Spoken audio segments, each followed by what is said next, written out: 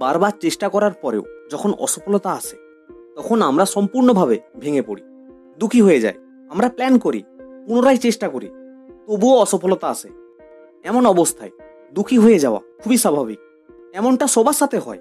একটা কথা সর্বদাই মনে রেখো, failure is a part of life. প্রত্যেকটা সফল মানুষ তার জীবনে বারবার ফেলিওর হয়েছেন।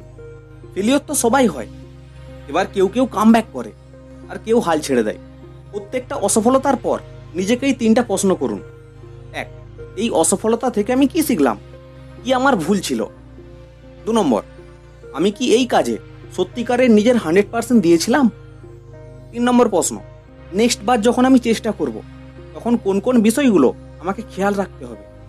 মনে রেখো, সফলতা একদিনে আসবে না। তবে যদি আমি চেষ্টা করি, নিজের ভুল থেকে শিক্ষা নিই আর সেই ভুলগুলোকে না করি, তাহলে একদিন অবশ্যই আমি সফল হব।